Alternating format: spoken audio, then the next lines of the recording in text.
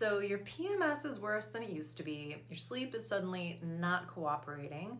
Your energy crashes in the afternoon, and your cycle is suddenly slightly unpredictable in a way it never was before. You might have been going down the rabbit hole of natural support for perimenopause or hormone imbalances, and if you are, you've probably come across a laundry list of herbs and supplements that are supposed to help, but with very little guidance on where to actually start with them. So today, I want to walk you through the 5 herbs I come back to again and again, both personally and in my work with clients when it comes to supporting hormone imbalance in early perimenopause or with hormone imbalances. And I'm going to talk about them a little bit differently than you might be used to hearing them talked about, not just a take this for hot flashes kind of way, but I want to help you understand what these herbs are actually doing to your body and why that matters. Because here's the thing that I want to lead with before we really get into anything else. In early perimenopause, your body isn't just dealing with deficiencies, it's dealing with hormone signaling and regulation problems. Your ovaries are still technically capable of producing some hormones, but the communication between your brain, your adrenals, and your ovaries can get a little wonky, which is why everything can feel all over the place even when your blood work comes back normal. So instead of thinking about these herbs as just adding something in, I want you to think of them as helping your body do what it's already trying to do, just better. Hi, I'm Kelsey Ale. I'm a certified functional nutritionist and restorative wellness practitioner, and I'm the founder of Audrey. We are a collective who helps women relieve early perimenopause symptoms and restore hormone balance using natural remedies, supplements, lifestyle, and nutrition.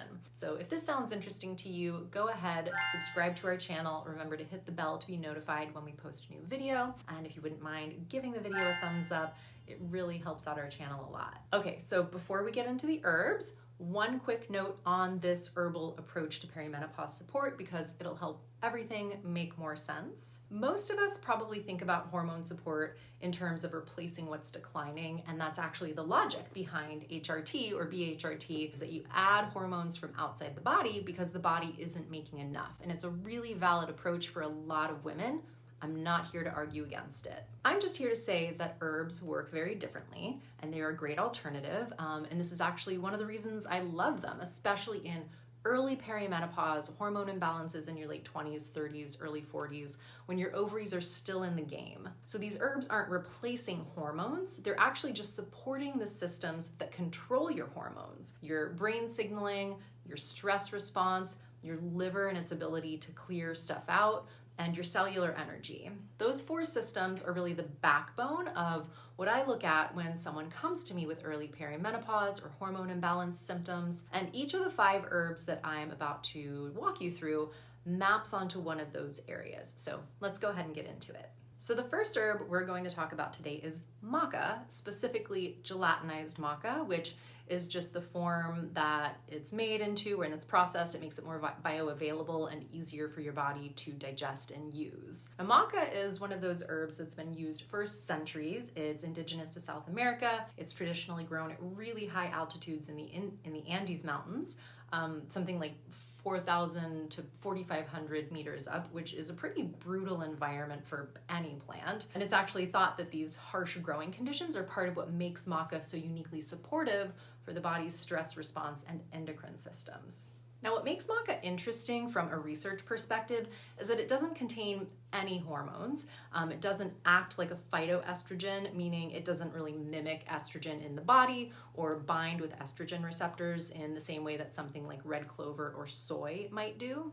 Instead, research suggests it works on what we call the HPO axis, the hypothalamic pituitary ovarian axis, which is essentially the communication network between your brain and your ovaries. One study done specifically with perimenopausal women using a gelatinized form of maca found that it acted as a toner of hormonal processes along that brain-ovary axis, meaning it kind of supported the system's ability to regulate itself rather than directly adding hormones to it. And that distinction matters a lot, especially early on. Again, like we've said, if your hormones or if your ovaries are still producing hormones, you don't necessarily need to bypass that system. You kind of just want to support it and nourish it. And that's exactly what maca seems to do. And that same study noted reductions on menopausal symptoms, including fatigue and mood disturbances after just 2 months of consistent use. The other thing worth mentioning with maca is libido. I know low libido is one of those symptoms a lot of us just quietly accept as inevitable and maybe even feel embarrassed or self-conscious or ashamed about, but it can be related back to hormonal miscommunication, and maca has pretty solid evidence in this area, libido specifically, with some small but really credible studies showing improvements in sexual desire in perimenopausal women. So that's maca, and it's one of the herbs you can usually feel the effects of within a few weeks, if not sooner.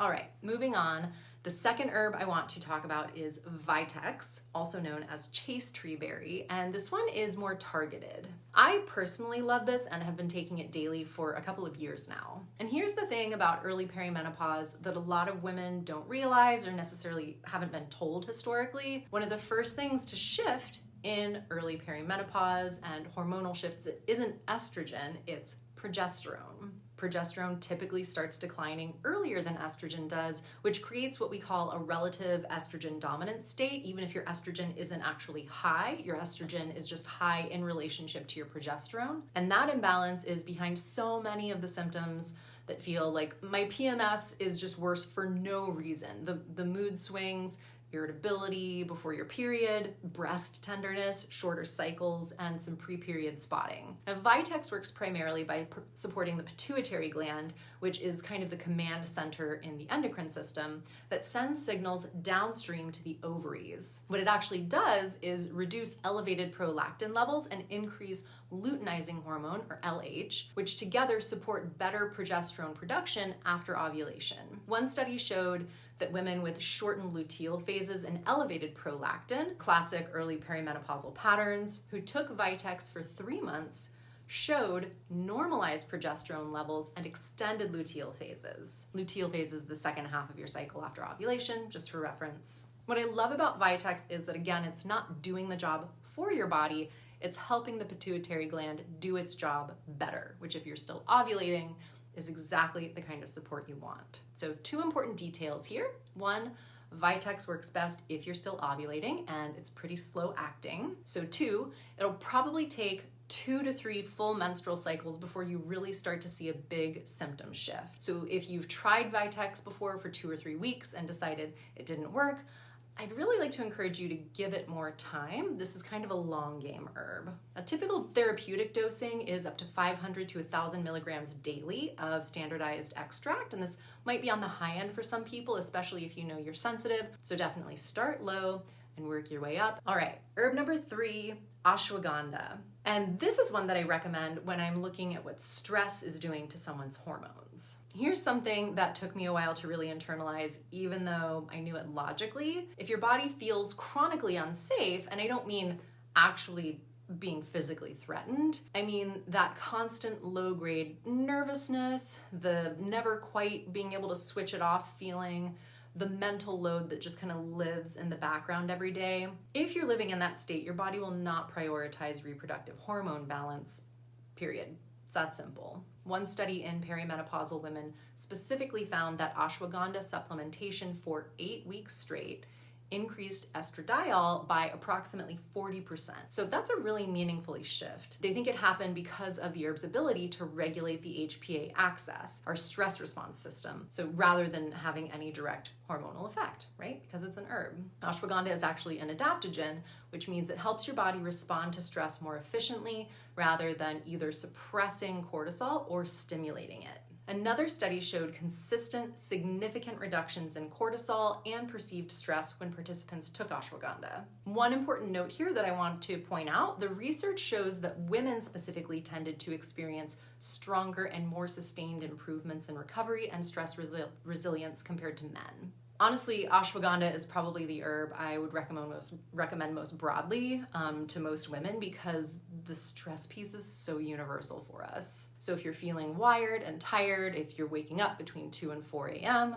if your stress tolerance has just dropped off and things that used to roll off your back now genuinely derail you, that's your nervous system telling you it needs support. And that's ashwagandha's lane. Herb number 4 is schisandra, and this is one that nobody's really talking about, but we really should be. You might not have even heard of it. Schisandra is a berry that's been used in traditional Chinese medicine for centuries. And the reason it's great for perimenopause is because of what it does for the liver and especially for estrogen clearance. So here's something that a lot of women don't know. Hormone balance isn't just about how much of a hormone your body makes, it's also about how efficiently your body clears the hormones once they've been used. Spent estrogen gets processed by the liver, and then it needs to be passed along to be flushed out of the body. So if the liver is congested, which it can be if you're under chronic stress or not eating well or dealing with any kind of systemic inflammation, those spent estrogens can end up recirculating and even becoming reactivated in your gut.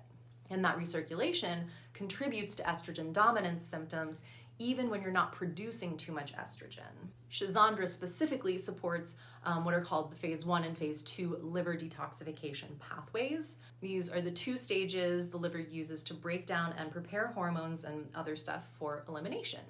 Research on Schisandra's active compounds shows that they enhance liver detoxification enzymes and support antioxidant systems. So if you're dealing with bloating, heavy cycles, breast tenderness, irritability before your period, or skin issues that seem hormone related, and you've been addressing diet and you've been addressing stress, but you're still not really seeing much improvement, the liver piece is definitely worth looking at.